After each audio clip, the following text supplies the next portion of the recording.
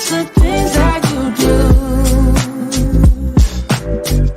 and it's the smile on your face. And as time goes by, I know I'm in a better place. I'm in a better place. Welcome, everyone. Thank you so much for tuning in tonight. My name is Labrita, and welcome to my podcast, Buying and Selling with Bree. Tonight, we're going to do something a little bit different, or I'm going to do something a little bit different. Miss Kesha, the one that runs and owns the podcast, she asked me to do something, to reach out to other realtors that was in other states, just to network. So that's what I did tonight. I'm going to have a guest from the Virginia area. But before I bring her up, I just want to say that the market is still tight. There are less and less houses on the market than it was a couple of months ago. We as realtors don't know how the market is going to be, or, we can't foresee anything. We're just like the buyers, we don't know anything until it hits the market. But one thing I will say that the average price of a house for a new build is just mid threes going up, and every week it looks like it's going up. And if you are a buyer that is under 300,000, it's going to be rough.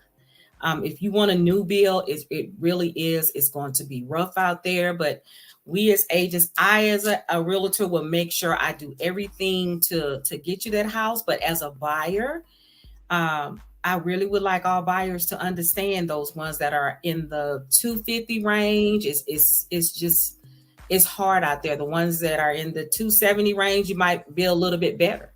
And now more and more houses are just going well over asking price. They're not even staying on the market 1 or 2 days. If you put it in coming soon, people are putting offers in, and by the time it gets on the market, sometimes you have 10, 15 offers. It's just everyone wants a house right now. So I will say, just as a buyer, you really have to be patient. You really have to be understanding.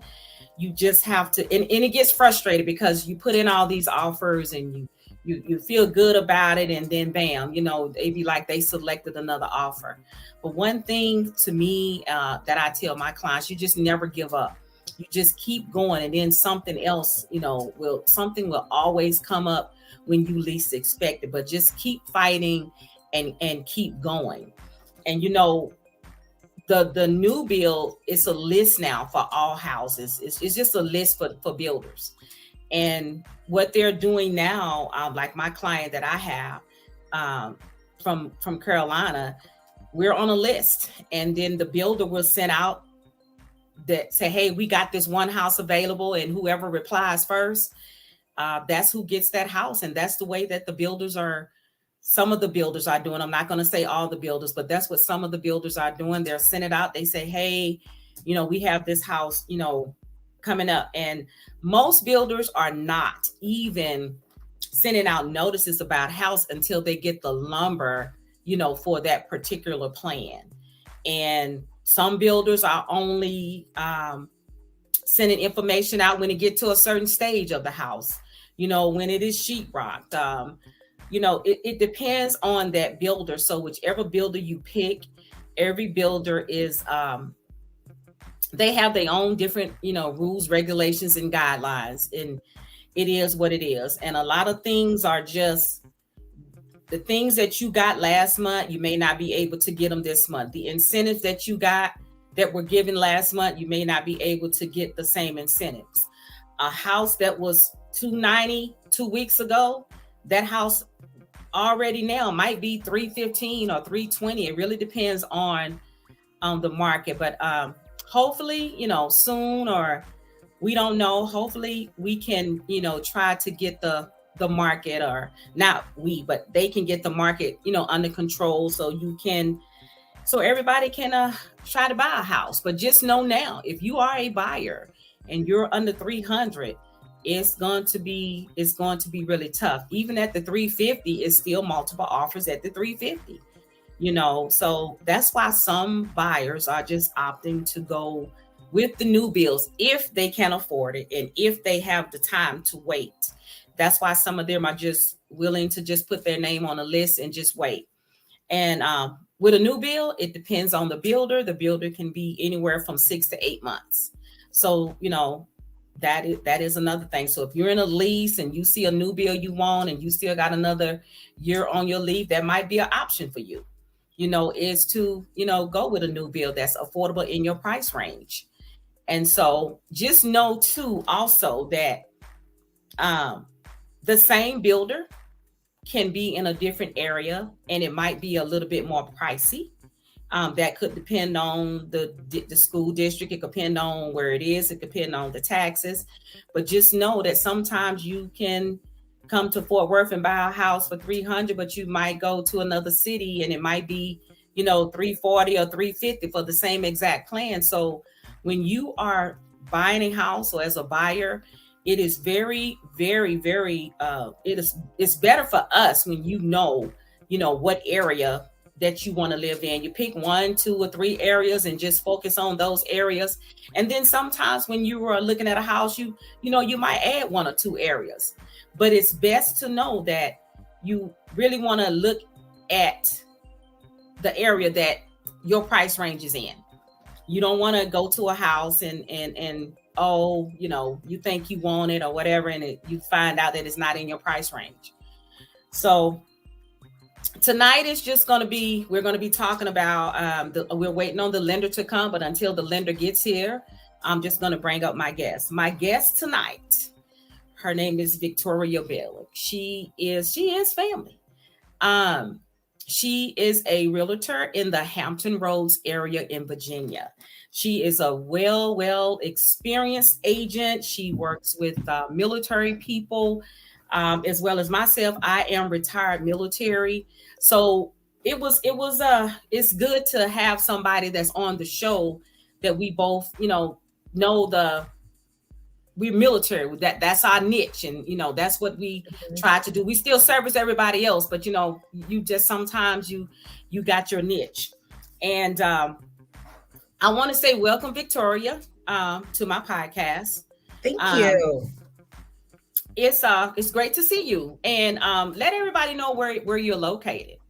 So I am physically located in the Hampton Roads area, which comprises of Fort, oh my gosh, got tongue tied.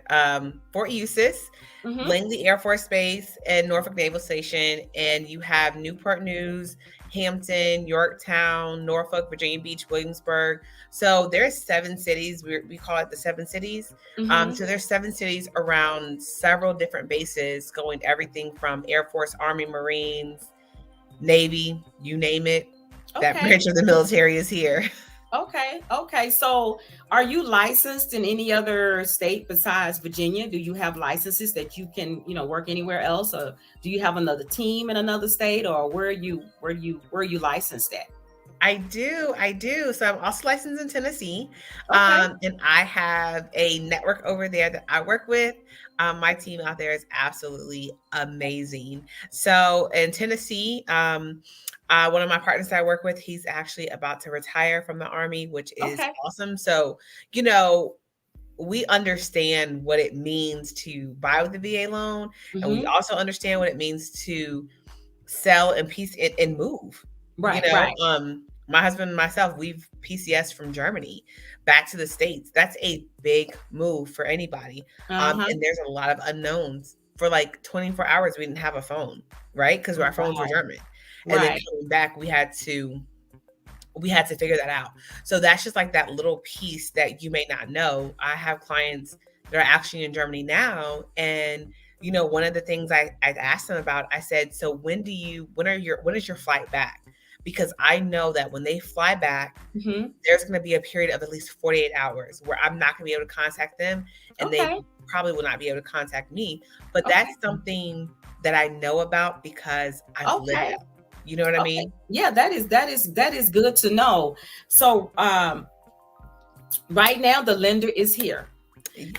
His name is Jason Steer, y'all. He is wonderful as a lender. He is with Movement Mortgage, and he's better known as the VA Boss. So let us welcome Jason Steer.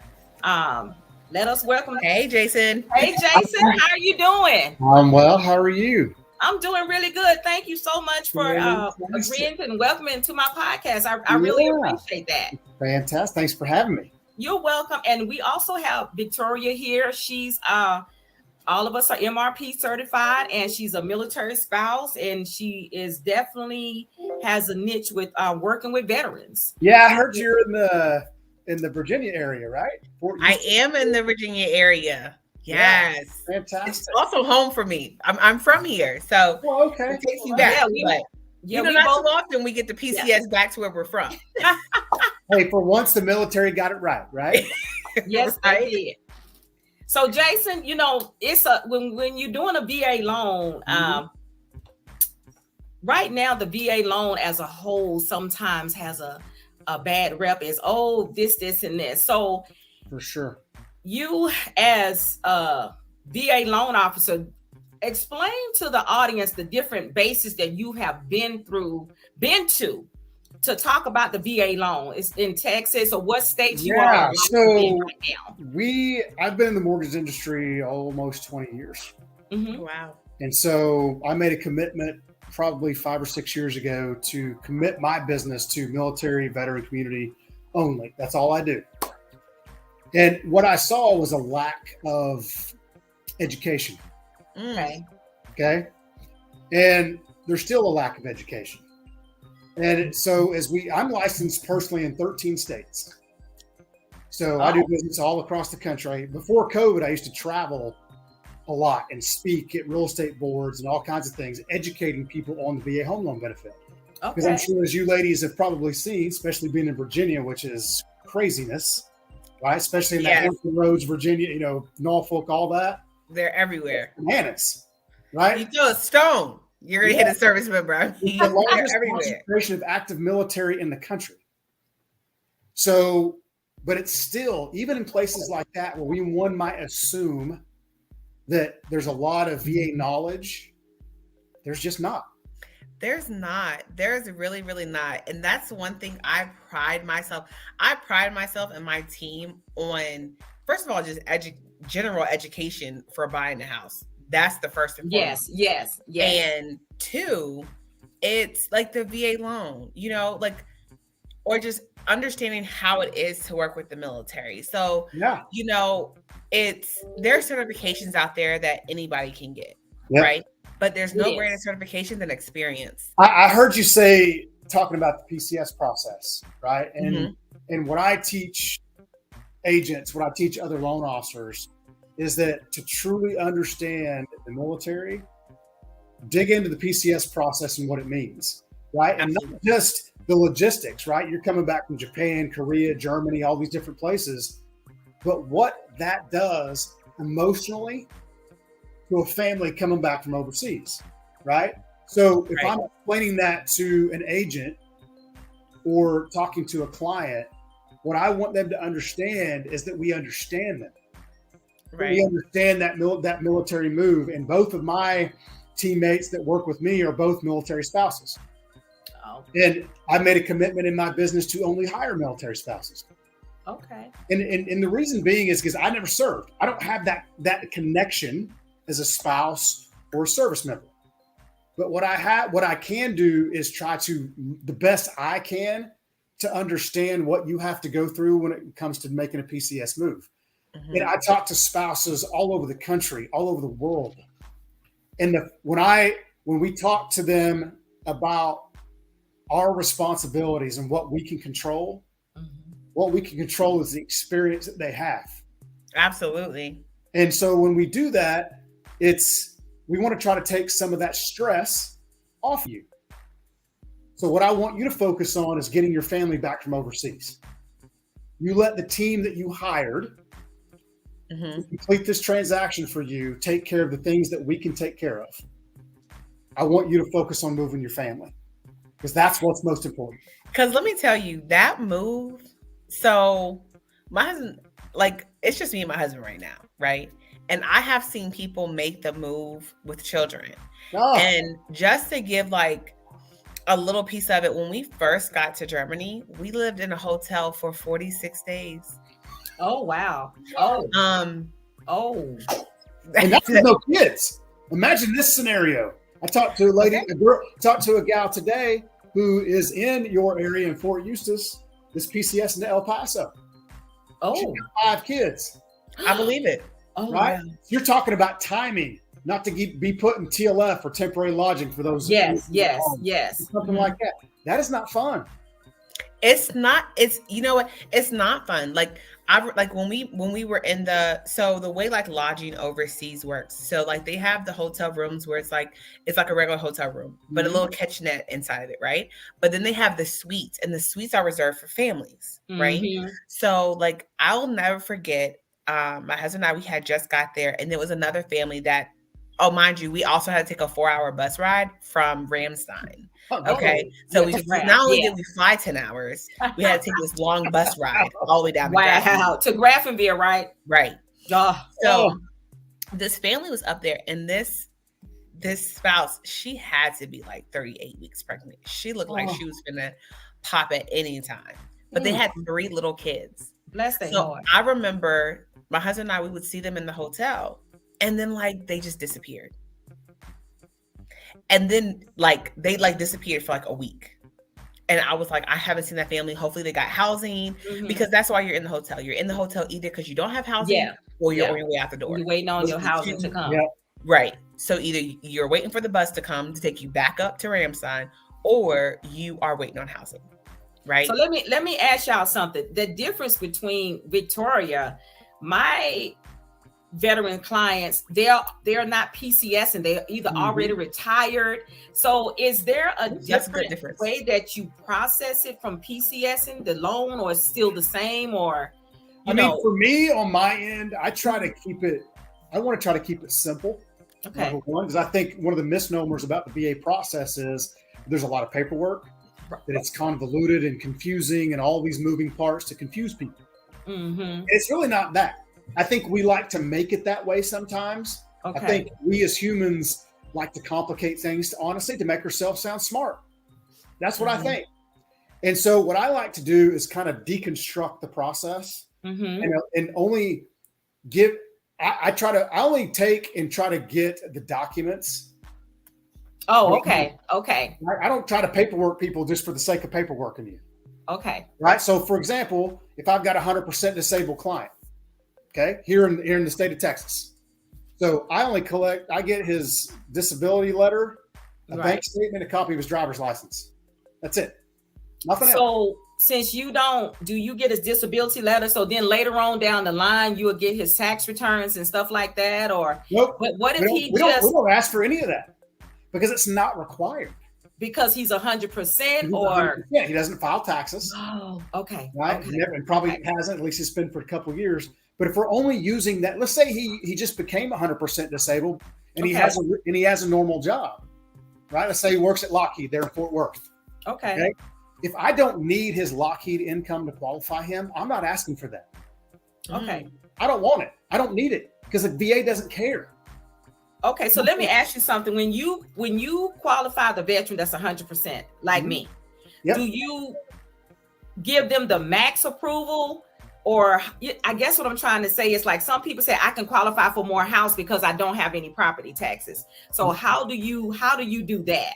So when I have a buyer consult, okay, so after we fill out all the paperwork, we get everything we need. I set some time aside that's scheduled to go through their approval process with them. We talk about payments, we talk about budgets, we talk about all, because sometimes those two don't always coincide.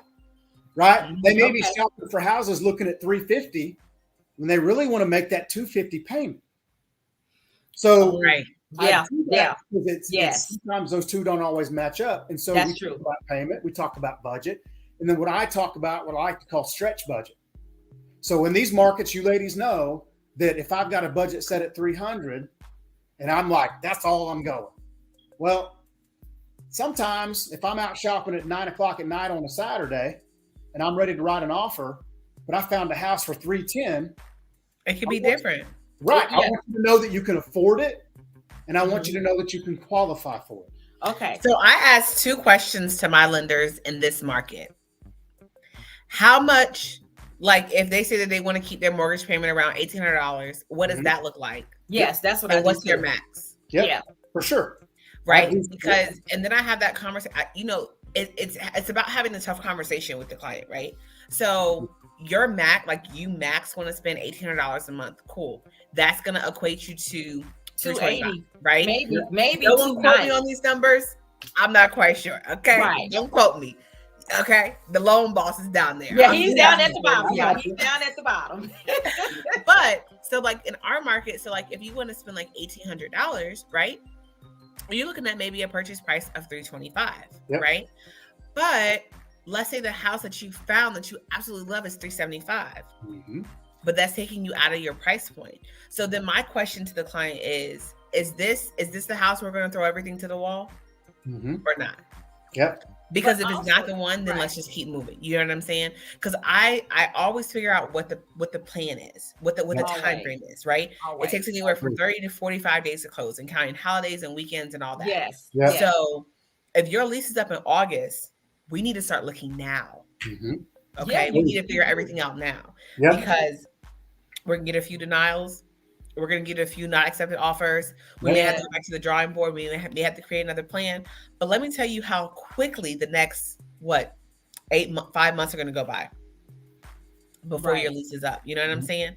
So like I'm gonna do everything I can to keep you at that price point. But in the event that we find the one that checks off every single box and it's above what you wanted to spend, are you comfortable with throwing everything to the wall? And I think that's a very important point because I think some people only look at this as in the here and now. That's it. What am I doing right now? Well, Right. you know that if it's an active member or even a veteran, they may move every 5, 6, 7, 10 years, whatever that looks Right. like.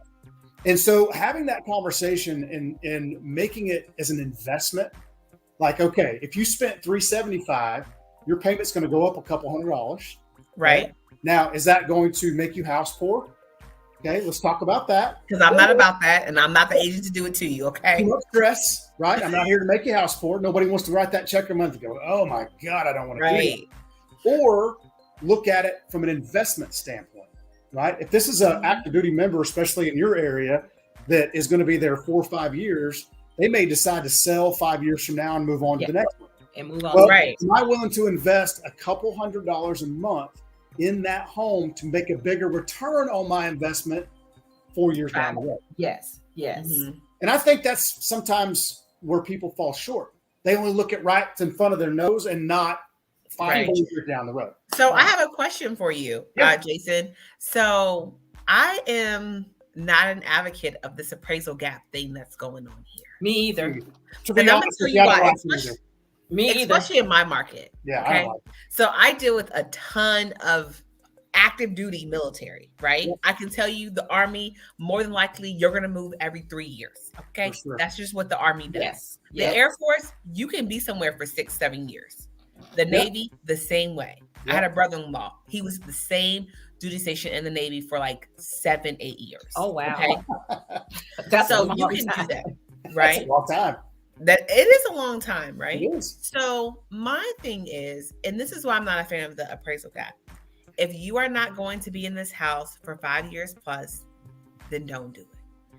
Because there's no guarantee that you're gonna, I mean, shoot, even in 3 years, there's no guarantee you're gonna get that money back. Right? Yep, If this I is agree. not a long-term, now if you're buying this house, if you're like, look, I got 3 years left, I'm retiring out of Fort Yes, I'm that's the retiring out of difference. Langley, I'm retiring here, and Yes. I'm gonna be here for the next 5 to 6 years. Mhm. Let's throw it all to the wall. Yeah. You know what I'm saying? I Because agree. you're making that long-term investment. Yep. But if you're not going to be here that long, then don't do it. And so there are two conversations that I have, and one of them is one you just said, like, what's your plan if you PCS or move? Or even if you PCS, are you going to retain that home as a rental property, right? What's your short-term and long-term investment plan with the house?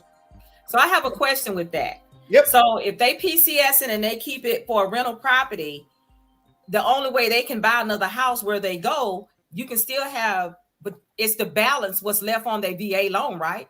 Correct. So what we'll do is we have that entitlement, conversation. Mm-hmm. So let's say they're in, around your area in the Hampton Roads area and buy 300,000. Okay. And then they're going to go to, they PCS to somewhere in Florida or something like that. So we have that. So this is what it's going to look like when you PCS. This is the remaining balance of your entitlement. Mm-hmm. You can certainly exceed if you want to. It just triggers a down payment requirement. Right. This is what you have left over. Oh. Okay. So we what I do is I like to go through it from a visual perspective, right? It's like, okay, this is what your entitlement looks like going forward. These are a couple of scenarios for you. But if you're going to pay over the asking price, which is a strategy, I'm not sure that it's a good one sometimes, but it is a strategy. Depends on the area. I actually have a software that will show them if they pay $15,000 over based on historical appreciation rates, not these crazy ones we've been experiencing now. Okay. But historical appreciation rates, how long it's going to take them to break even in doing that.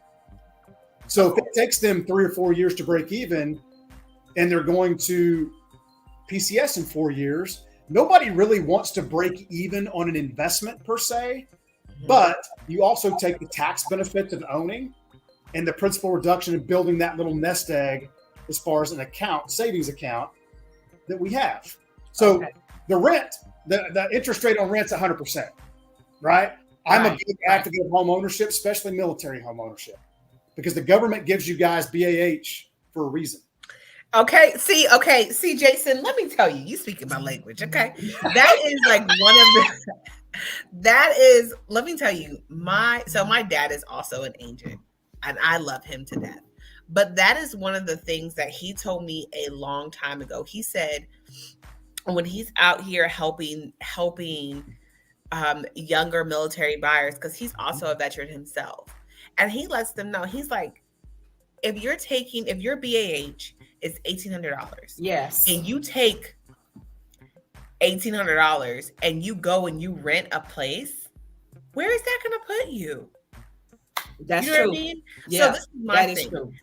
If Uncle Sam, because that's what I call him, he's my uncle. He call him Uncle Sam. Yeah, we all so call if him. Uncle Sam is gonna give you $1,600 a month to buy a house, technically, or to pay your BAA, to pay your basic housing allowance, right? You should take 75% of that $1,600, and that should be the cap for your mortgage, and the other 25% should pay your utility bills. Yep, I agree.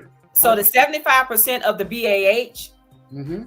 So that's right, because with me. The BAH is your basic housing allowance. Right, it is. Now, granted, you may have other bills and things like that, which is great, but if they're giving you this much money, then you should really only be using 75% of that to buy your house. So therefore, the other 25%, you can use it for your utility bills. Yes. So therefore, you're not touching your base, your base pay. Yeah. Right. Honestly, that's what it is. So now that you brought that up, let me ask you this. I want to get your opinion on this. Mm-hmm. So when that that soldier or the Navy, Air Force, when they ask you, or they make the comment, well, if the market's too crazy, I'm just going to rent. What do you tell them because I know what I say. I want to hear what you guys say when you have that conversation, because it's tough, right, to convince people that, because the market, they watch the news, they talk to their friends, yes, and everything's crazy, and some people paying $30,000-$40,000 over the sales price and all this nonsense. Mm-hmm. So for me, what do you tell them? Like now, I do have 2 clients there in the North Carolina area. The one guy that's waiting. Yep. So him, I talked to him, and sometimes they be like, well, I need to rent for a year just to see how the market is going, or just to see, or the price of the houses may come down. But sometimes people, they listen to other folks. Oh, don't buy yet. Just do that. But then when they find out that they get in there and they rent it, some of them be like, well, I guess I should have bought a house.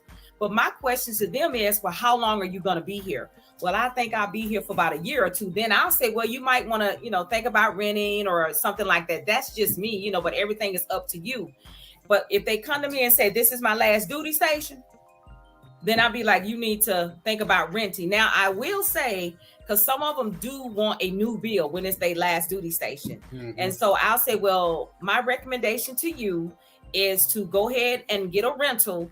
And 45 months into your rental, we'll start looking for the new bill. So by the time your lease is up, you know, your house may or may not be ready. So that is some of the things that I say to them. What do you say to them, Victoria? So I asked them, well, do you do investments? Mm-hmm. You invest in crypto and stock and you trade on the market? Yeah. Isn't that a risk? Okay. So you take that money and you risk it there. Why wouldn't you put it towards something that is a substantial investment that 99.9% of the time is going to gain appreciation? Yeah. That's true. Something that you can Especially do now. long term. Especially now. Right. So, you know, I talk to people. I'm like, look, you're human. You're going to talk to your friends. You're going to do all this and you're going to do all that. But remember, their transaction is not like yours. Nope. And their situation is not yours. Their credit is Right? different. So at the same time, it's, you can rent, but when you go ahead and you rent, don't be unhappy with what's out there, right? If you're okay with spending $1,600 in rent, you're paying you're still paying a mortgage. You're just paying somebody else's mortgage. You're paying to invest in somebody else. Yep. Do you That's want to what I invest in yourself? And then I had a client went to bat. Okay. He was so adamant that his friends knew exactly how the market is. And I asked him and I said, well, do your friends own a house? And they're like, oh no, they rent. Well, why do they rent? Oh, I'm not quite sure. Well, you should ask them that. Yeah. So he went and he asked them and he came back and he said, well, they rent because they didn't have money for a down payment and a closing costs. I said, okay, well, you're military, so you don't have a down payment. And you and I have discussed your finances, so you do have money for a closing costs. So you're listening to somebody who doesn't have the same mindset as you. You're listening to somebody who doesn't have the same thought process as you. And sometimes, and I've even, you know, I'm really honest with my clients. There's no reason for me to lie. No, but it's not. Don't let someone else's inability to buy a house create your inability to buy a house. Exactly. Yeah. Well, this is what I talked, and I actually was out at an El Paso about 3 weeks ago, and I met with a group of soldiers out there.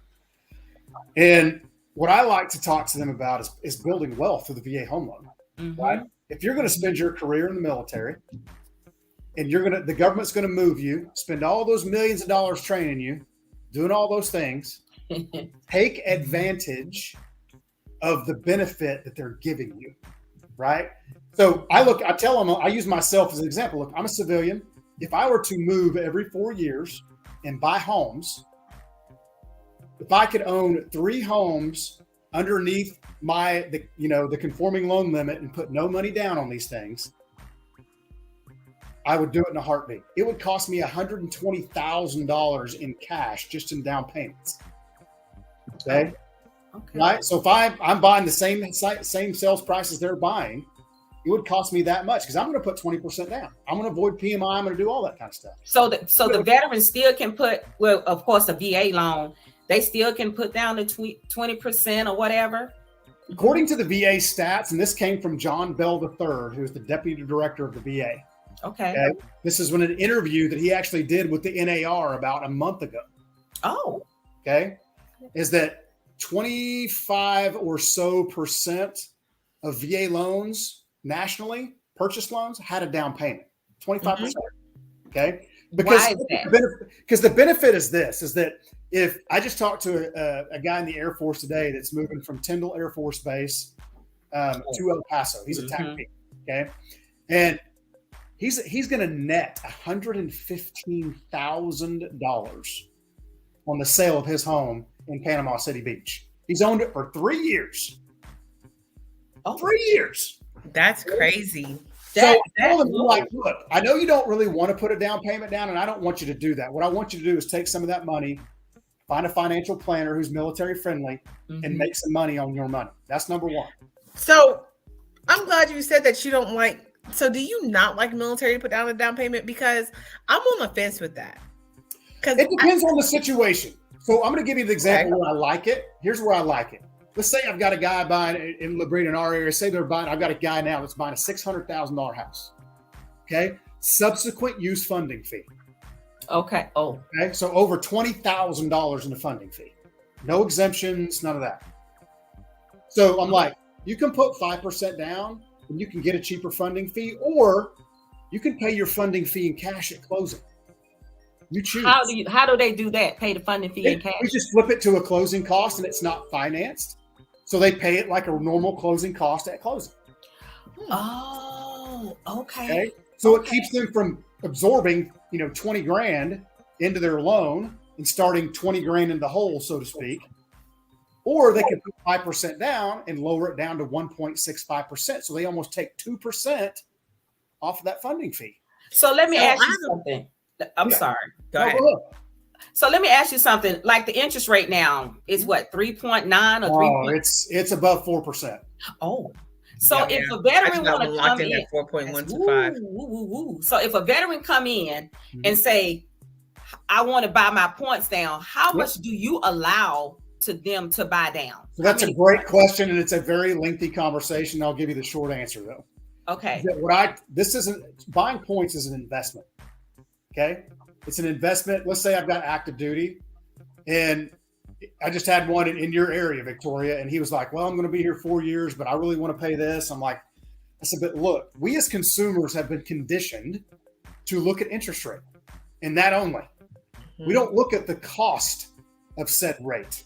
Okay. Oh, I know what you're going to say because I had this conversation with another buyer. Go ahead. I know what you're going to say. So I'm like, there's a lot of lenders out there who put these low rates out there, but they don't tell you what it's costing you. They back off. You get into your loan process, and that you're thinking, oh my God, my closing costs on a $300,000 loan are $16,000. Origination fees and discount points and stuff like that. Right? It's artificially buying the rate down.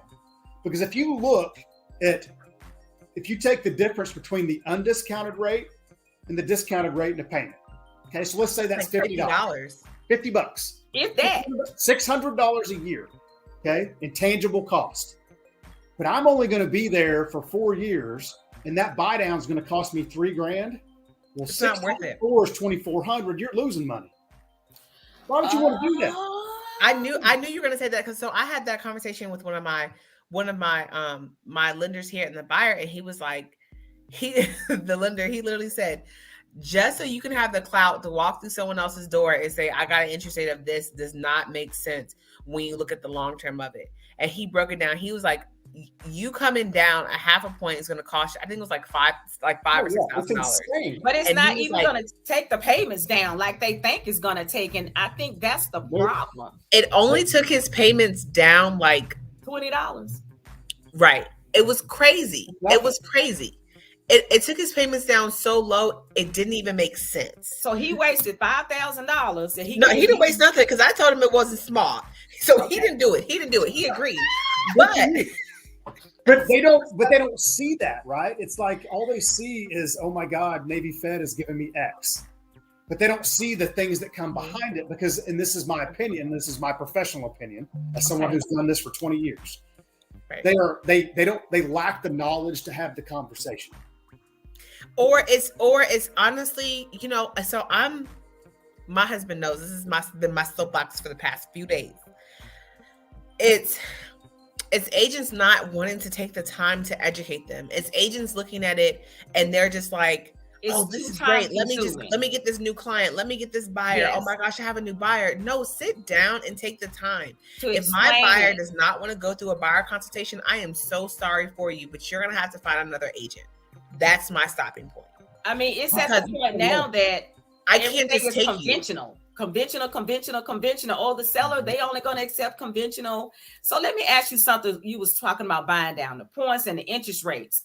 You as I or anybody else, is there a down payment assistance available to veterans program? Depends on the state. It typically obviously covers closing costs because there's no down payment required. Okay.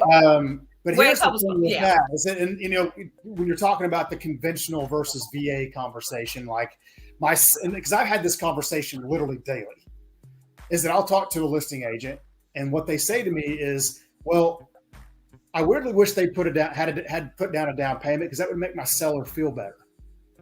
I don't get that. But the seller feeling better is not convenient for my buyer. So I just did a video right. on this about I 2 mean- weeks ago, and what I did, and this is what I said to people, I'm like, you have the emotional response and you have the business response. Okay. And I'm like, okay, fair enough statement. Your seller's entitled to feel that way. I said, but since we're arguing the emotional response, okay, here's my response. Is that my client's service to this country and signing his name on the dotted line Absolutely. Is the down payment. Absolutely. Is the down payment. Absolutely. The sellers want for a down payment. That's But you number know, one. I've also noticed that there's a lot of, so I had to literally educate a listing agent on the VA loan. And it really irritated me. And this is why it irritated me. It irritates me every day. Because this has been my soapbox. Because they had this little designation behind their name. Mm-hmm. And it infuriated me so much because just because you take a 6-hour continuing education course and you get this designation behind your name does not mean that you have the understanding about what it really is. And so when I had a breakdown to that listing agent, what a VA loan was and where it came from, because her first comment was my client doesn't want to take Virginia loans. And I said, excuse me? A what? Oh, no. Are you kidding me? Well, you know, I said a VA loan. Oh no. I said, she was like, yeah, we don't want to deal with the Virginia Housing Assistance loans. Oh. I said, first of all, ma'am, that's called VHDA, and it's Virginia Down Payment Housing Assistance Program. That's what the loan is called. That's what it's called. Okay. Second of all, VA stands for Veteran Administration. And you know, the thing about it is with the VA loans, it takes too long to close. I closed one in 21 days. I just did a loan in your area for a friend of mine who's an agent there, and we took it from start to finish. And this was a condo, by the way, start to finish in 13 days. Oh, it's possible as long as people know what they're doing. But what happens is, and I hate to say this, what happens is sometimes people get the clout that, oh, this is this, and I know this, and this is here, and I've done this. But nothing beats experience.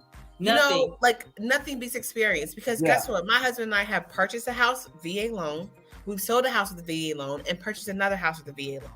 Not only have we done that ourselves and we've gone through it, guess what? I help people with it every single day.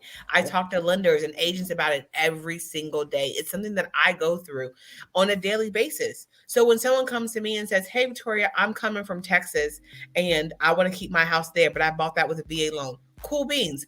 The lender is going to need a copy of the lease. Mm-hmm. Yes. So and they're like, oh, well, I mean, no one else. The lender needs a copy of the lease, much of the lease so they can negate that income. Well, they can negate that payment. And if your payment, let's say your mortgage payment is $1,200, but you're renting your house out for $1,800, they need that $600 income and credit to what you make yearly. Yes. So for me, or it's just like, well, we're going to sell our house there and we're going to buy a house here. Okay, the lender is going to need to sign ALTA between the seller and the buyer before closing. And they got to have a contract. They got to have everything, because sometimes you can do a double closing. But this market now is I send the money from one title company to the next title company. Yeah. Oh, yes, you can. I just told somebody that yesterday that when they close on that house, they can send that money to the title company. It does not have to come in your hand. And they get the residual at the end, and it takes that stress off of them trying to get to the bank or trying to wire, trying to do this.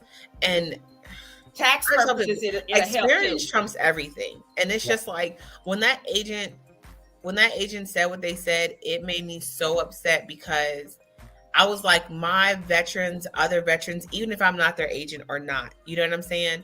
I am married to a service member. My father-in-law, my brother-in-laws, like, you know, we're all in the, you know, I have a huge military family. Yeah.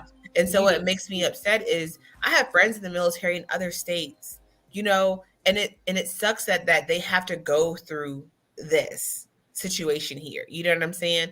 Yep. But I do have a question for you, Jason. Okay.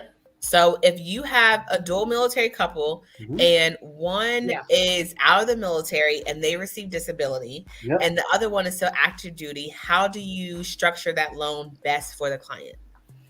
Well, typically I will put the one who has a disability first, so they'll be exempt from the funding fee. Number one, always. Doesn't matter if that's their only source of income. If they're not the main breadwinner, doesn't matter, because the VA loan doesn't work that way. So I have veterans who have no job, right? They're on the GI Bill going back to school. But they have, they receive, like, let's say they have a 10% rating and they're getting $247 a month. They're still number one on the loan because they're exempt from the funding fee. But the qualification will come from the other income of the other person. Yeah, for sure. So that's so important to know. Okay. Yeah, so because and what you can also do, and they changed this back in 2019, is if you have a dual military buyers that aren't married, okay, not married, you can have dual military buyers split entitlement, and it's no longer a joint loan that has to go to the VA. We can underwrite the loan and close it before we don't have to send it to the VA to underwrite anymore. So, but will it still be a VA loan? Yeah. So you basically just take their entitlement and split it in half. Okay. But a lot of lenders, I just answered this question for a lender the other day because he was getting pushback from people.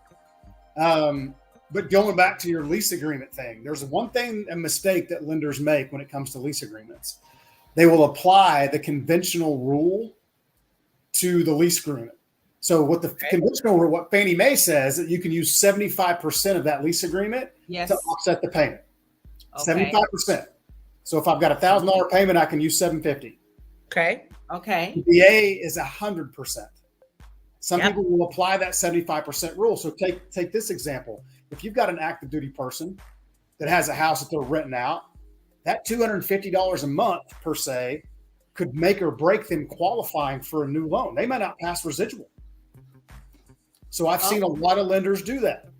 Okay. What they can also do, even outside of having a lease agreement, they can determine what's fair market rent for that property and use it without a lease agreement.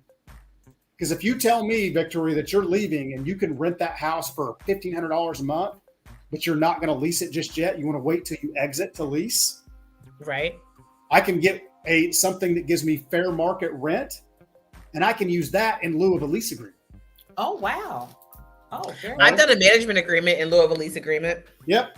And what that does, because it's a management agreement, because what the VA really loves is for somebody to have a property manager, okay, or management experience. So when you have those things, it makes the VA feel better, especially when you're going from multifamily. So this is another great thing to teach people to invest. They could go in and buy a duplex. Live on one side, right? Live on one side, rent out the others, offset all their payment, and make money on it. Okay, so let me ask you a question, because I just got this call the other day. So for somebody in Killeen, that exact purpose, they bought the duplex, they living on one side. Yep. Now she wants to buy another house. Can she? But that's the VA loan. How will that work? So it's two questions. It's entitlement question. How much entitlement does she have left over? Okay, we do that calculation from the certificate of eligibility. Okay. And then we look at, okay, are you going to lease it? We take the lease agreement she already has in place. It may be enough to offset all that. Both sides. Not, she gets another one. It's offset the payments entirely, and she qualifies for the new payment without the old payment hurting her. So how long do they have to live in that property before they can buy one in the same area? So what the VA says is that if there is a need, right? So let's say her family dynamic changed. Okay, let's say she got married and she lived in a duplex that was 1,100 square feet, kids, new husband, whatever that looks like. That's not adequate. You can live in that house for 2 months and buy a house literally right down the street and close on it, no problem. With that same VA loan, with the leftover entitlements, and she can lease that out? Yep, and buy literally a house. Because her status changed, right? Because her status changed. Okay. Right? Okay. So let's say that you have, and the reason they do that, it's not like FHA. People confuse that because FHA has that 100-mile proximity thing. VA does not have that. You can buy a house literally 2 doors down if it fits your needs. Okay. Okay. So that's a big distinction to make as service members get married, as they progress in their careers, they have kids, they do things like that. They may not be adequate housing anymore, right? The only thing you have to watch out for, and this is where it becomes a little tricky. I had this situation, guy coming back from Germany. He bought a house sight unseen. Okay. Wow. And when he got here, it wasn't that the house was bad, but literally the house next door, which is the one he really wanted, wasn't on the market. Well, it came on the market when he got back. Single guy, no family dynamic changes, no nothing. You can't do that. He has to live in that house for at least 12 months. Okay? Because that's what the rule says, and that's what your deed's going to say. Yeah. Okay? So there's a deed restriction on there. But the VA is not going to hold anybody's feet to the fire or throw you in VA jail. Mm-hmm. If you've got a active service member that gets orders 8 months after they get there, and they got to move. Woo, that happens all the time. It happens all the time. So The needs of the military trump anything that anybody else wants. Okay, let me ask you a question. When you was talking about like condos, the complex itself has to qualify for the VA loan, or if it's not already approved, the complex has to be approved by the VA. Okay. What if that complex is not approved by the VA and a client finds a condo? How will that work? So what I typically encourage the agents to do is reach out to the HOA, and I'm going to give them some questions to ask. Okay. Right? Ooh, yes. Or this I've is what gotten I'd that rather question do. there. Okay. Okay. This is what I prefer, because we actually have at Movement, we have a condo team that does all of that. Okay. What I will do is hook their their contact up with our contact. Okay. Let them speak the condo speak that we don't understand. Right. And decide, Right. yep, they check all the boxes. We can do this. We are going to pay, let's say, because a lot of condo associations will actually charge you for the condo docs. Yeah. They Okay. do. Yes, They do. they do. They do. Crazy, especially out there where you're at, Victoria. Condos are very popular, obviously. So There's a ton of them. And half of them, 25% of them are only VA FHA approved. Yeah. I've had to go through that crazy? condo questionnaire sheet. I couldn't tell you how many times. Wow. Yeah. But Movement will pay for that cost. We absorb that for the service member.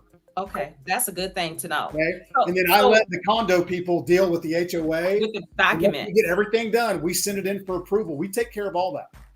And here's Okay. the thing with the VA and approving a condo complex. If you know what you're doing and you get the right information, the right order and all that stuff, because it's only about 8 documents. That's it. Okay. It's very easy. It's not like FHA and conventional. And you send that in, you can probably have a condo approval in 5 to 7 business days. Okay. So let me ask you something to somebody that's looking. The documents that you need for a E5 trying to buy a house, is it still the tax returns and they're on active duty? That's a great question. I'm glad you asked that, because if you're active duty, tax returns are not required, number one. And the VA doesn't even require W-2s.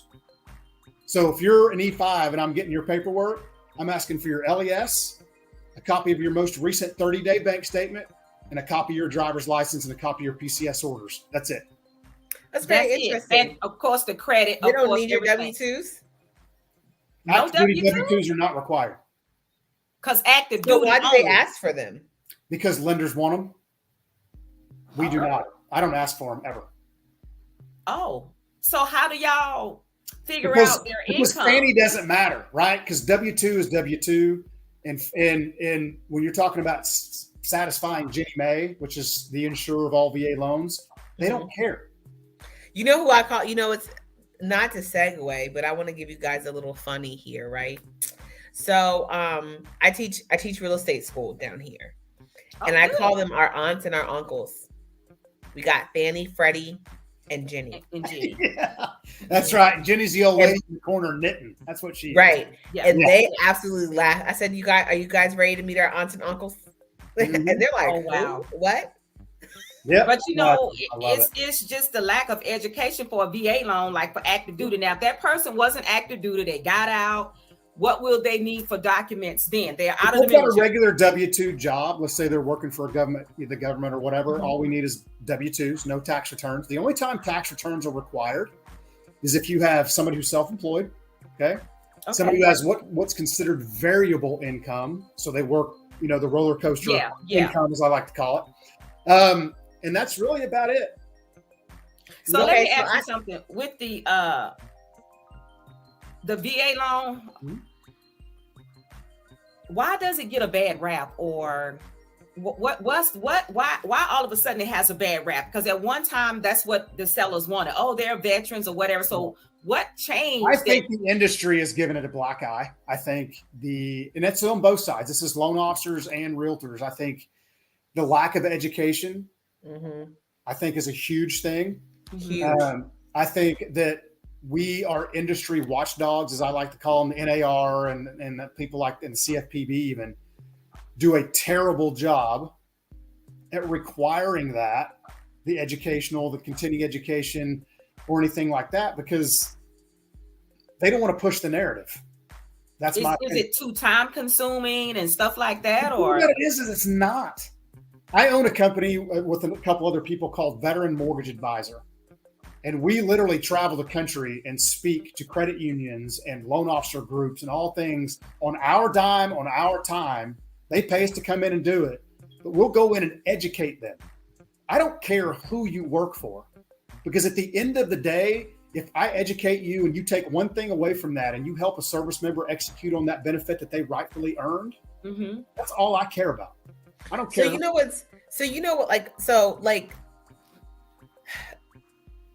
My biggest gripe when people come to talking about the VA loan and it's not good and it's not that, so my team motto, right? It's educating you through the journey, right? So that's what we do, is we educate our clients, which is why it's so important that if a client is not willing to sit down with myself or my buyer's agent, whether they're buying, selling, whatever it is, if you're not willing to sit down and have that consultation, so therefore I can educate you on what's going to happen and how it's going to happen and what you need, then it doesn't matter. When I educate you on the funding fee, I had a buyer that was, okay, so I had to pay my funding fee up front. I said, that's your option. He's like, no, but I have to. I said, no, that is your option. That's what the lender probably required. But I also, so let me tell, so how the contract is written in Tennessee, there is a checkbox on our VA FHA form that states whether the buyer can pay their funding fee up front with their closing, or they can roll it in their loan. Yep. So I had a client, it's my client's contract. I'm taking him through the contract. I asked him, I said, who do you want and how do you want your funding fee paid? This was the second sale I ever did. Okay. We checked the box to be paid for by the seller. Well, it wasn't until, I was still very new. I was like I said, this is my second transaction. So my brokers were still mentoring and educating me through, the contracts and things like that. And so it was going through my broker review. That's just what it was. It was the second one. And I'll never forget, she called me in her office and she said, Victoria, does the listing agent know that the seller is paying the VA funding fee? And I was like, well, it was on the contract. He should have read it. So the funding fee is closing costs for the seller. I mean, is it a lot? Yes. It depends on the amount of the house again, or? Yes. Let me tell you, that seller had to come out of pocket and pay my buyer's VA funding fee. Well, it's good for your buyer. It was great for my buyer. But that listing agent was sweating bullets when I called him, because my broker was like, it's signed, it's done. Well, when you talk about fees and things like that, most people don't know that the funding fee can be paid by the seller, including seller concessions, with 4% of the purchase price. Okay, that's the rule. Ooh. So, but there are states out there in their state contracts that stipulate in their state contract that the seller has to pay for the termite inspection. Oh, yes. That's a good question. That's very true. In Texas, do they have to pay for the termite inspection? No, because some sellers was like, nope, that's on the buyer. No. And in Virginia, you can check either the box. So there's a box. Yep. It's under DWI, wood destroying insect, right? Because everyone calls it termites, and I'm like, yeah, termite inspection, but it's really DWI. We don't have that box here, yeah. So it's either the buyer or the seller can order it, and then either the buyer or the seller can pay for it. So that's how it. So in Hampton Roads, right? Because there's different contracts all throughout the state, but in Hampton Roads, that's how it is. Yep. A lot of states will stipulate that there is no option. And they just make the sellers pay for it. We've lobbied their real estate associations to have it changed, simply because what I feel as a professional, and what I consider myself a defender of that benefit, that all it does is it just shows people and keeps kicking that can down the road. Because the rule is that as long as the lender's not charging a 1% origination fee, every fee in that transaction is allowable for the veteran to pay, period. So you brought up you said the word fee. Okay. That's not, yeah. So you said the word fee. Mm-hmm. Question. I like working with lenders that are transparent and provide a fee sheet, right? Yes. The lenders that I work with, they know when they send over my buyer's pre-approval, I better see a fee sheet in it. Yep. Okay. Sure. And so those are the ones that I work with. They know. They send it over and it breaks it down, because one thing that irritates me is the closing cost narrative. Like, oh, VA loans, there's no closing costs. I don't have to bring any money. No, actually you do, because the closing costs are the fees associated with closing your loan. You don't have to get all the time, but you do have closing costs, which is like the thing we always have to go through. Yep. And the reason why I like the fee sheet is because it breaks it down, right? Sure. And I feel as though if a lender cannot produce a fee sheet to show that veteran what they're really paying in closing costs, then there's something going on. And you even said it earlier. They build in the discount point payoff. They do. So when I had I'm not going to say the name of the mortgage company, but I had a mortgage company that he said, I am not providing you a fee sheet. It's not happening until I have a purchase price. I said, well, I'm not providing you a contract and I'm going to take my client elsewhere. So I guess we're a cellmate, aren't we? He produced the fee sheet shortly after, but when he produced it, I showed it to my client and I said, this is why he wouldn't show us. They typically have something to hide. Because they pulled in the discount points and the origination fee was outlandish. Yeah. So let me ask you something. What are the required fees for a veteran or anybody to pay when to closing? There are some fees that they are required to pay. So what are some of the fees that what are the required fees? There are no required fees for a veteran to pay. There's no required fees to a seller to pay, right? If you're in that negotiation process and like to Victoria's point, what your lender is charging. So like we do not charge any lender fees, period. No admin fees, processing, underwriting, origination, nothing. Zip. Oh. Okay. And the reason why we do that is because number one of the co-founders of our company was an Army officer. Okay, so that's number one. But number two, what it does is all of that nonsense that you hear about veterans paying fees and sellers having to pay this or that is no longer valid. When I can explain to a listing agent, well, I have to pay fees with a VA loan. Well, in fact, you don't, because here's why. I don't charge any. You have to pay nothing. Oh. So the breakdown of your closing costs doesn't include any fees, but can you tell the people what fees are we talking about? Because they might be like, oh, y'all keep saying fees, but what are these fees? So when you're talking about origination fees, there's an origination bucket. So you're talking about administration fees, processing fees, underwriting fees, or the lender can charge a lump sum. So let's say a flat 1%. That's what the VA tells us as a lender that we can charge maximum in that transaction. Okay. But think about it like this. All the rest of the fees on there are third-party fees. Okay. So appraisals, reports, flood certs, little things like that, your escrows, taxes, insurance, all your title fees. There's little nuance fees depending on what state you do business in. Florida has an intangible tax, Virginia has some little things of theirs. But what we as an industry like to do is hide behind that. We don't give full disclosure, right? We like to trick people with the words that we use. Okay. It irritates the crap out of me. It's same here. Cause let me tell you something. I look at those sheets and I call the lender, hey, what's this? What's that? That's what I do too. I call them because Because it's not fair. It's No. not fair. Now, one thing I do understand, and one thing I had a lender, and this is why I appreciate lenders who do not mind taking the time to educate not only the client, because if you educate me, I know you're going to educate my client. Yes. Point blank, period.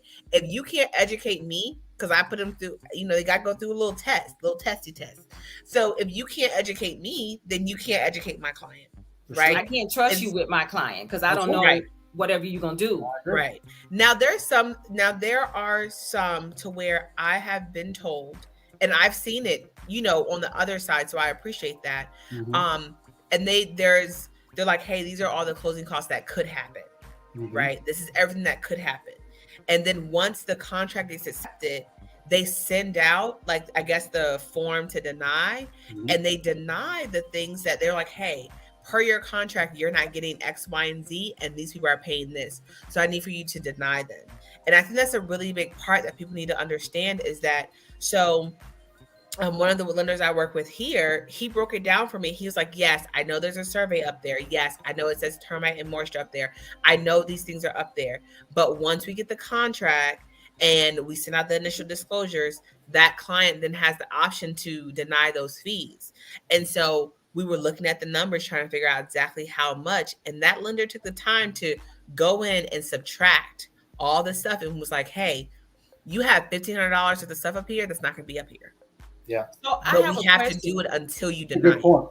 Is that correct? We might anticipate like a final inspection fee, right? Or an appraisal. So we'll put that $150 on there, and we tell them, look, we're going to show you this because this is what could happen.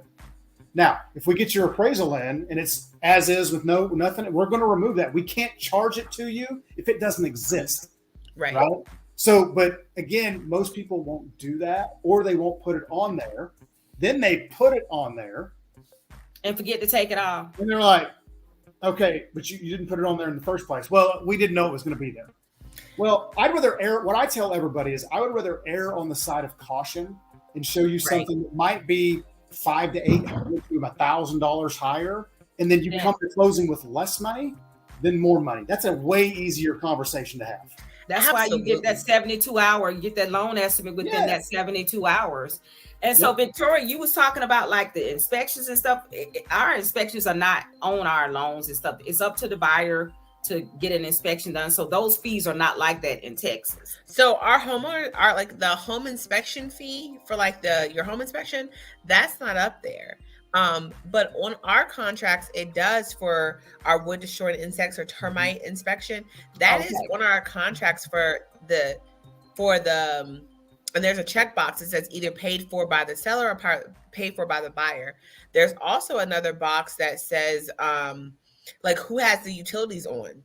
Like it's down to the utility. Oh, well, that's only when it's like a foreclosure or something. The listing agent will put it in there, so it's a little bit different. I guess everybody does things a little bit different. And our contracts here in Virginia, they're up there no matter whether it's a foreclosure or not. And it says buyer/seller to have utilities on during inspection, and you actually have to check, seller. I always check seller because the seller you should have the utilities on. Like all the way up for the bio inspection, for the home inspection, you should have the utilities on. Sure. To where in our Tennessee contracts is built in. Jason, I want you to do me a favor. In the private chat, can you put your information so she can or write it in so people can contact you? And as you're doing that, can you just let them know you can work in any state, but what states you all are actually licensed in? Yeah, so we are licensed in Oklahoma, Texas, all the southern states, all the way to Florida. Okay. North Carolina, South Carolina, Virginia, Illinois, Kansas, and Missouri, Colorado, and Arizona. Okay. Well, what I've tried to do is build strategic partnerships with agents at different installations by referral mostly. I only work typically by referral. That's how my business has been built. Okay. But as a need pops up for me to get licensed in a different state, we have that conversation. Like I'll go get licensed on that state, but I like to look at what we do here as a partnership. Okay. Okay. Yeah. I want to do business with people I want to do life together with, right? You and I probably talk more than I talk to my wife, right? As agent relationships. It's just the way it is. And she's downstairs, but that's okay. but that's the way I think this business should be. Okay. Right? We all have lots of choices out there. Let me put And your for phone me, number. yeah, I'll put it in there. Okay. So, Victoria, let the people know where can they reach you again, what states you are licensed in, and if you have a team in Tennessee where they can be. Okay, her information is up there for everyone who wants her information. You can take a screenshot of her. You can go back and look at you can look at it on YouTube and everything else. And as far as Jason, he is amazing. Anybody that's out there that's a veteran that is watching, you just give him a call, or you can send him an email, and he will definitely get back with you when he can. I got one more question. Inspections. The question that I asked you this question, which came up, and I think she's watching. If you found a property that has central air and heat on there, but it's not working, and that seller has put all window units, will that house go VA? That's a good question. The answer is, as long as it's adequate for the space, the answer is yes. So you mean as long as the window units are adequate for the space? Correct. As long as those window units will adequately heat or cool the space, the VA will be okay with that. Even though there's a unit there that the seller said is inoperable, they're not fixing it, period. If there were no window units, the answer to that question would be yes. The VA would require them to fix it, because if it's there, it has to work. But is that they have window units that are adequately there, they will use that. Now, you may get some pushback on some of those things, but this is, in my opinion, this is where the education and the communication between all parties comes into play. Okay. Right? So the best thing people can do for themselves, to be honest with you, if you're in our industry, is read the VA Lender's Handbook. It's all out there for public consumption, right? Anybody can read it. It's accessible to anybody, and it breaks down a lot of these things, and it doesn't do it in typical government speak. It's actually easy to understand. Do you have a VA home buyer's guide that you have? We're actually working on that. Okay. It's there's a lot, because I'm kind of OCD when it comes to things, and I like to have everything, because if I'm looking at it through the lens of a military or a veteran buyer, if I'm going to pick up this piece of paper either in digital format or in paper format, this is what I want to see. Not just, I've seen a lot of them out there, honestly, and I don't like any of them because they're so generic that it's like, they're just marketing pieces, and I don't want that. I want it to be informational. So we're working on it. Hopefully we'll get it done one of these days.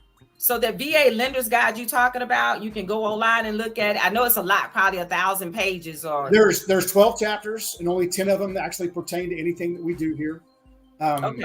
Especially the chapter 12, which relates to minimum property requirements. If you're talking about situations like that, there's a lot of them. And what I'm going to encourage all the industry people who may hear this, and any LOs or any even buyers that listen to this, is that you can call the VA Regional Loan Center and ask any question you want. They are there to help you. You can talk to a loan production officer. You can talk to somebody in construction valuation, and they will answer every question you have. Oh, speaking of construction, if a person is buying a new build and they want to get an inspection done, can they, as a veteran or I know any buyer can do that. Do you recommend that as a veteran buyer? 1,000% always get an inspection. I don't care if the house is 2 days old or 200 years old. Okay. It doesn't matter. Okay. That's just a protection for the buyer. For sure. And I have one last question. Yes. Come on. So if let's say the buyer has an offer, it's been accepted, and it was $300K, right? The appraisal came back at $325. Okay. Can we up the purchase price to roll in closing costs after the appraisal has been received? Yes. The VA's rule on that is this: as long as it's not detrimental to the veteran buyer. Okay. Right? And in that situation, that is not detrimental, because they're actually taking money out of it, keeping savings, keeping assets in their bank account, and rolling it into the mortgage, so to speak. It's a great question, because a lot of lenders will tell you that after that notice of value is issued, So once our staff appraisal reviewer looks at it, they issue the notice of value that it's 325 or whatever, that they won't let you do that. But that is not the case. The VA says as long as it's not detrimental to the veteran, you can absolutely do it. So can you explain to somebody that's listening as a veteran or anybody that's listening, what do you mean detrimental to the buyer? So there are instances where where we have seen you're not rolling the closing costs in. It's sometimes the seller just wants more money. That's true. So if the listing agent were happen to get wind of what the house appraised for, they're going to hold the deal up and say, I'm not selling it until you do this. I'm not going to, and I've seen that. But the contract is already signed. So how do you? Sometimes the agent will go, look, this house is really worth $325. Give him $312. It's still a good deal. You cannot do that because that is detrimental to the buyer. Okay. That's crazy. Okay?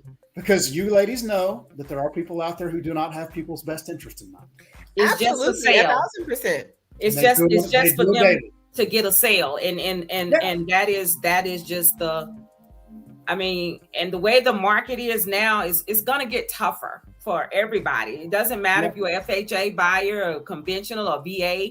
Pretty soon, for any buyer to buy a house, they're gonna be at 400,000, and that's gonna cut out a whole bunch of people. Absolutely. You know, so one piece of advice I'll leave all the listeners with this, and this is somebody who's done this and talks to a lot of people all around the country, and sees a lot of tragic cautionary tales, to be honest with you, is that if you're going to be out in this market buying a house and you're a veteran, you're an active military member, do your due diligence. Number one, ask as many questions as you need to make you feel better. Mm-hmm. And if that agent or that LO gets irritated at your questions, go find somebody else. That's number one. Mm-hmm. Number two, rely on your relationships. Okay. If there's a buyer in Hampton Roads that used Victoria before and they had a phenomenal experience and they tell you she's the best that there is, well, they're saying that from personal experience. Number one. Yeah. That's number one. And two, rely on those lender relationships because we're not all built the same. Mm. If you sent me an FHA buyer, as much as I've done FHA through my 20-year career, I'm probably going to tell you, you're better off going to somebody else that deals with the FHA on a daily basis, and that's not me. So how many? And that's okay to say. Close? Yeah. I take my ego out of the equation, right? I could take that deal on and possibly screw it up because I haven't. The FHA handbook looks like the phone book, right? I could miss a guideline or something. Yeah, that is true. And on top of that, my team, my process, my structure is built for the military, right? Okay. That's what we're built to help. And I may not be built to help that FHA buyer that's that way or the USDA buyer or something like that. I may not be, but I'm going to tell you that. Yeah, that's good to know. What I want for them is to get the right kind of help. It's not about me. It's about them. Right? How many loans did you close last year for veterans? We did 205 VA purchases last year. Woo! What? And the year before that, we did 242. So wow. So far this year, has it been pretty good or has it slowed down a little? We are about on par where we were last year. We're going to do this month in March. We did 26 purchase transactions. Oh. So, and it's just me, just so you know. There's not a team of LOs. It's just me. Oh. So it's building relationships. That's it. And having a process and getting along with people and making sure that everybody's taken care of. Customer service, communication, all those things rolled into one, because my goal for you ladies as agents, when you're doing business with our team, I don't want you to call me. I want you to have such good communication with my staff that you don't have to call anybody, because if you're calling me, you're taking time away from going and finding new buyers or helping somebody else. Okay. That's so what's your people that are listening now? Let them know your Facebook page. So you can find me on Facebook under my name, Jason Stier, STIER. You can go to Instagram under VA_loan_boss. Everything is VA Loan Boss. That's how I've branded myself throughout the years. And so on Instagram, and I'm not on TikTok much. I watch TikTok for the funny videos. That's all. I mean, That's about it. that's about it. But there's some great information on there. But you can find me on YouTube under the same. I've got a whole channel built out that has all kinds of educational videos, We do. interviews that I've done with agents and nonprofits and all that through the years. And I always direct people to that YouTube channel to watch those videos and then come back to me with questions, and we'll take it from there. YouTube, Victoria, let them know you have a Facebook business page or Instagram page. Just let them know. I do. So my Instagram page is Victoria Bailey Realtor. And my Facebook page is also Victoria Bailey Realtor. So you can find me up there. I always say you can call me, text me, smoke signal me, email me. I'm going to be there. I just ask for a bit of grace because I am a firm believer in giving all my clients the same attention. So if you call me or you text me and I don't get right back to you, give me just a moment and I'm going to get back to you. I'm so glad you said that because everyone gets their same. People want instant access, right? No. They got to put the easy button and we're just going to go, and here we are. Right. I'm a father and I'm a husband, and those two always come first. Yep. Right? I'm a wife. I'm a daughter. I'm an auntie. I have grandkids, not grandkids, but godkids. And sometimes I have to take time to eat. My husband and I will believe it or not, we do eat, people. We do eat. Sometimes it's from my driver's seat, but in the car, French fries flying everywhere. We do eat. Mm-hmm. My car's gonna smell like McDonald's, but it's okay. No, never mind. Okay, y'all, stay right there. Miss Kesha, if you want to come on, Miss Kesha wants to come up. She wants to introduce herself. We're just waiting on Miss Kesha. Hello. Hey, we can't see you. I am here. Okay. Hello, everybody. This has been a really, really, really good show. You all educated me on some things. So I'm sitting backstage, like taking notes, like, oh, wait a minute.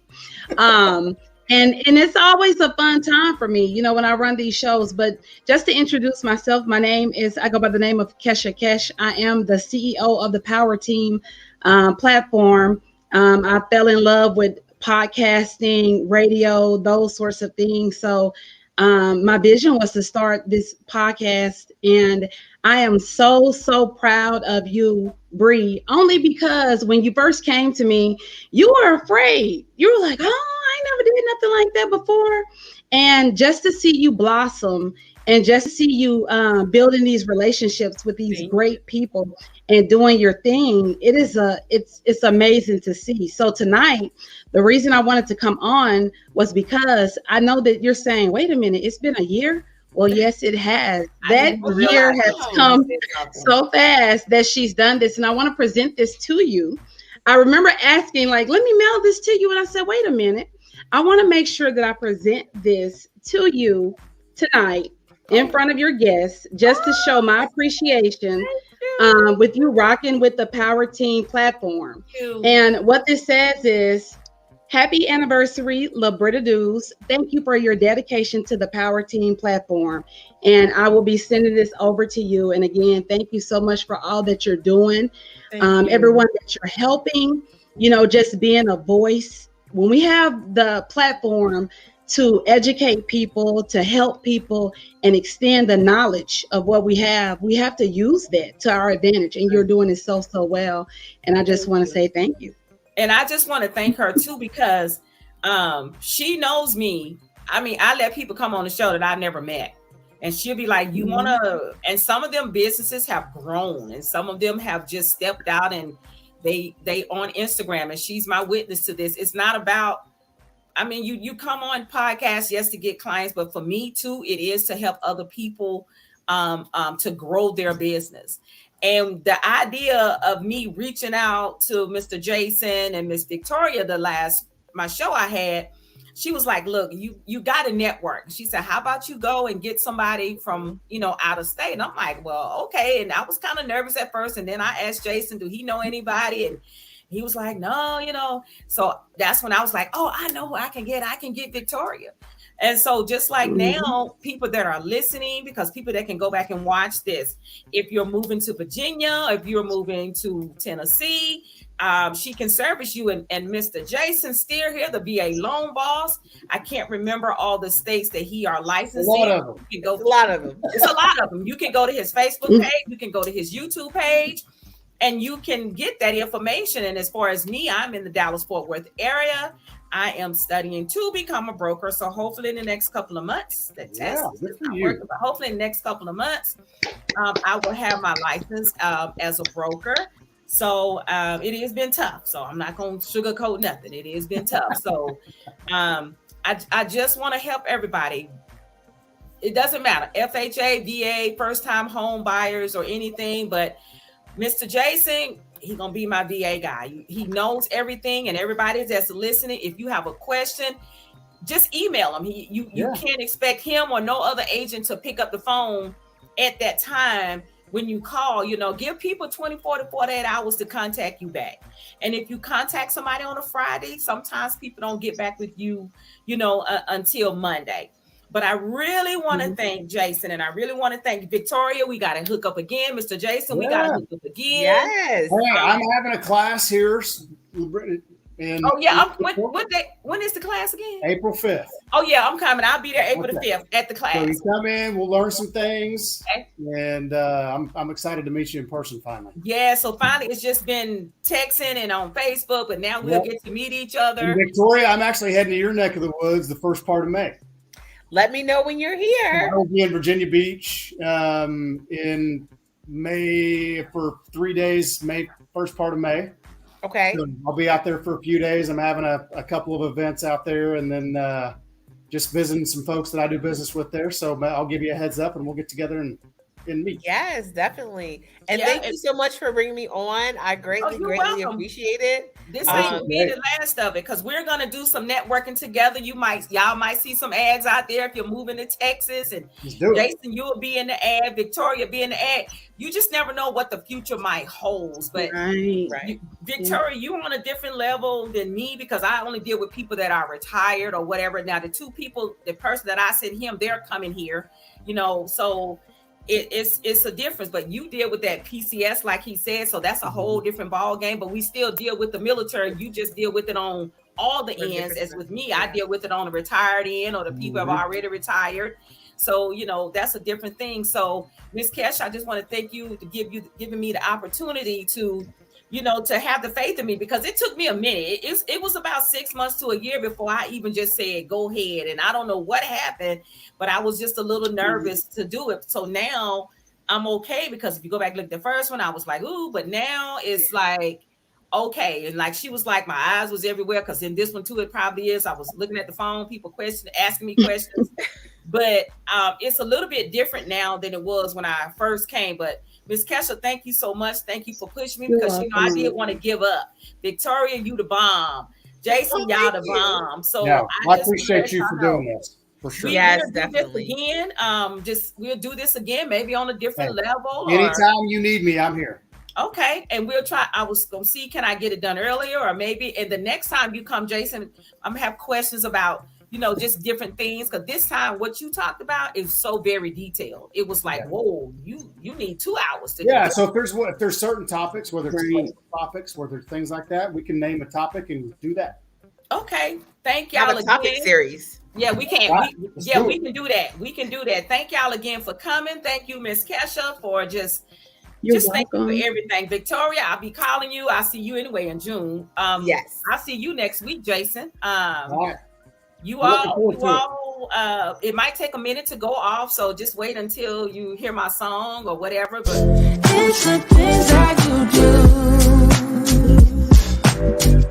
and it's the smile on your face.